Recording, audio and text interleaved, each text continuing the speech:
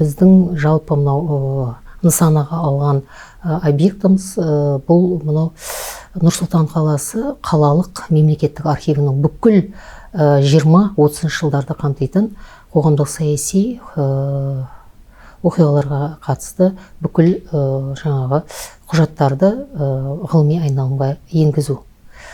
Енді өздеріңізге белгілі, тәуелсіздік алғаннан кейін бізде бұндай мемлекеттік комиссия саяси қуғын-сүргін құрбандарын ақтау жөнінде бұл 92 жылы 91-92 жылдары жұмыс жасады, және ол кезеңде Манаш Қозыбаев бастаған үлкен тарихшылар қауымының жаңағы бізге берген цифрлық фактілері бұл негізінен саяси қуғын-сүргін, сол сүргінге ұшыраған адамдардың жалпы санын анықтау мүмкін болды.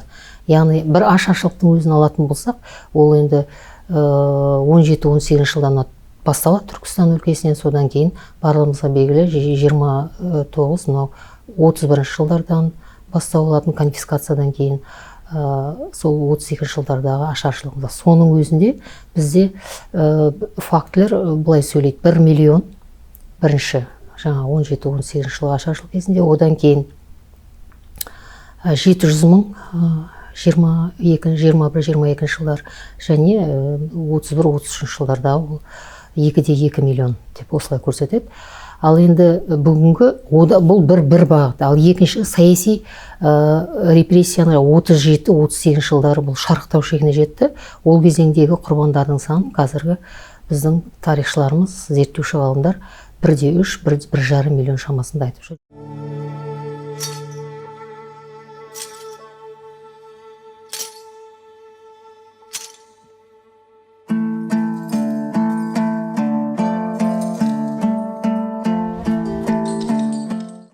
Жалпы саяси репрессиялар, мынау біздің Мәмбет Құлжабайұлы бастаған ғалымдардың негізгі еңбектерінде жалпы 19 ғасырдың соңы, яғни патшалық дәуірден, және 20 ғасырдың 80 жылдарының ортасына дейін созылды деп санайды. Мынау 50-60 жылдарға қарай жаңа айтып жатырмыз, Қазақстан елі көпұлтты қоғамға айналғандықтан қазақтың тілі, мәдениеті болса да тарихына қатысты мәселелердің барлығы жойылды деп айтуға болады.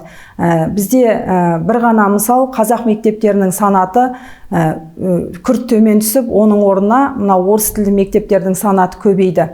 Тіпті сол кезеңдегі мынау санақ материалдарына жүгінсек, 1959 жылғы халық санағында Қазақстан халқының саны 9.300.000 деп көрсетеді. Әрине, ол біздің халықтың саны артты деп біз мақтандық. Дегенмен де осы сырттан келушілердің санатынан Қазақстандағы халықтың саны артқанмен, таза қазақ халқының пайыздық үлесі небәрі 29% құрады. Міне осы кезде намысы бар, ұлттық жігері бар саналы біздің азаматтарымыз бен азаматшаларымыз, әсіресе мынау студент жастарымыз өздерінің жүрген орталарында осы мәселені түсінді, ұғынды.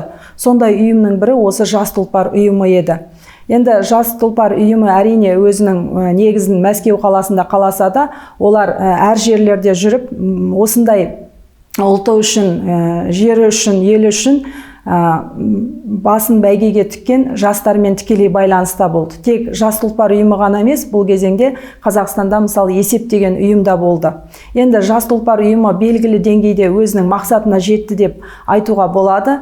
Себебі мынау бәрімізге таныс бүгінгі Гүлдер ансамблі немесе Нұрмұқасан ансамбльдері тікелей осы қазақ халқының әнін, биін, аз да болса мәдениетін қайтадан жаңғырту мақсатында жұмыс жаңағы құрылып, осы күнге дейін жаңағы келіп жетті. Сол себепті де бұл ұйымның аз да болса халықтың, оның ішінде жастардың саяси санасын оятуға негіз болды деп айта аламыз.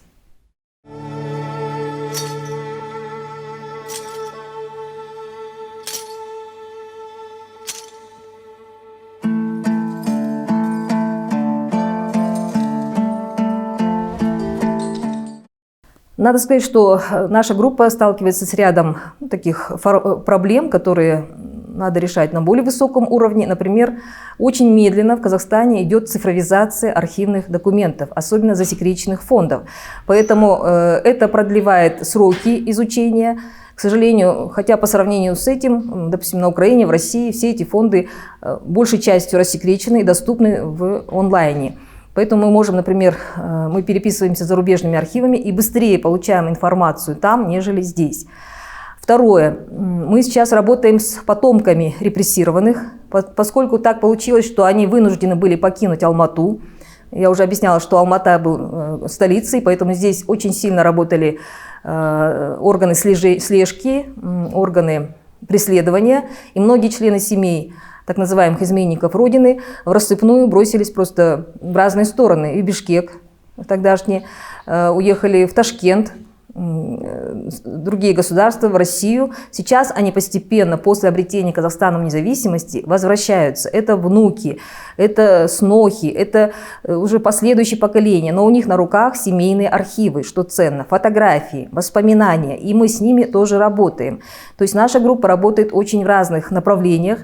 Читает дневники этих людей, неопубликованные, многие фотографии, дипломы, различные личные письма и переписки с друзьями их отцов и дедов помогают нам восстановить всю картину. Потому что в официальных бумагах это, конечно, негативное, да, архивных документах это негативная оценка их деятельности со стороны органов. В их семейных воспоминаниях это эмоциональная окраска. В трудах, дневниках деятелей самих это авторский взгляд. А фото и кинодокументы позволяют восстановить детали, потому что иногда по деталям можно увидеть, ну, и по форме одежды, по манере письма, здания какие-то остались на фотографиях, или графика арабская, или латинская, или кириллица позволяет датировать эти документы. Поэтому работа очень многогранная и требует, конечно, большого количества времени, чтобы мы могли все это не только собрать, но и успеть проанализировать. Потому что мы должны и выявляем категории тех лиц, граждан Казахстана, которые до сих пор не выявлены, как подлежащие реабилитации.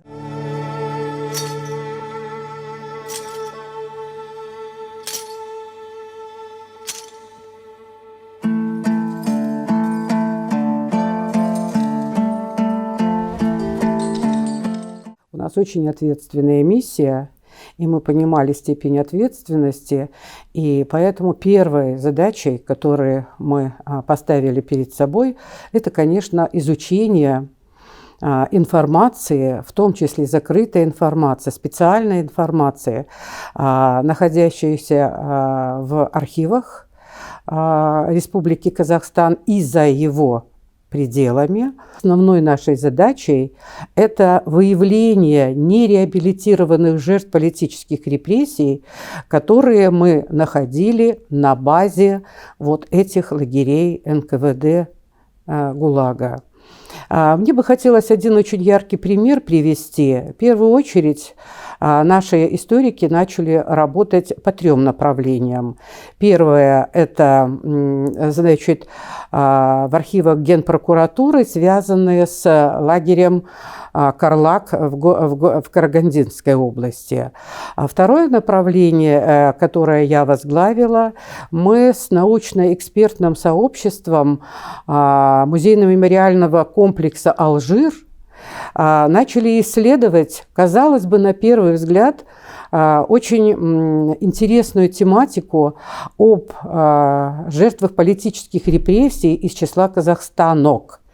И третье очень важное направление, которое мы вместе с Аяганом Буркирпагельминовичем проводим и по сей день, это, конечно же, специальные архивы в Национальном архиве Республики Казахстан и в архивах КНБ Республики Казахстан.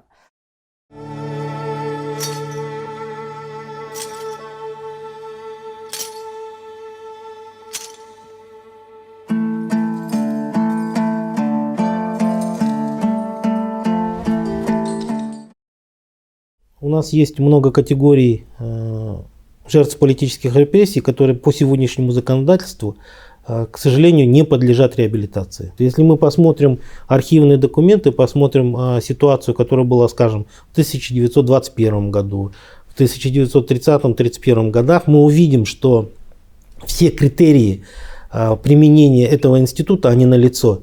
Ни о каком мирном выражении протеста речи быть не могло, потому что советское уголовное законодательство того периода любое мирное выражение несогласия с действием власти считало контрреволюционной деятельностью и уголовно преследовало. Права человека нарушались системно властью. В этом не может быть никаких сомнений, и причем нарушались базовые права, такие как право на жизнь. Мы о голоде 30-х годов прекрасно знаем. Поэтому у населения Казахстана не было иной возможности выразить свой протест, кроме как вооруженной борьбы. Буквально по каждому направлению у нас отдельные группы работают в комиссии, да, по каждой группе жертв политических репрессий. И буквально вот по каждому направлению у нас есть такие методологические, теоретические вопросы, разбирая которые мы позволяем даже не рассматривать дела осужденных по существу. Мы даже предлагали изменить сам порядок реабилитации жертв политических репрессий, то есть рассматривать их не индивидуально, а как в свое время выносились приговоры, прямо списком. Потому что по многим жертвам политических репрессий, если исходить из сегодняшнего законодательства, мы не можем их реабилитировать просто потому, что по ним нет материалов следственных дел. Поэтому моментов теоретического, методологического характера при рассмотрении каждой категории осужденных очень много, и подкомиссия очень тщательно, с учетом международной практики, старается разобраться.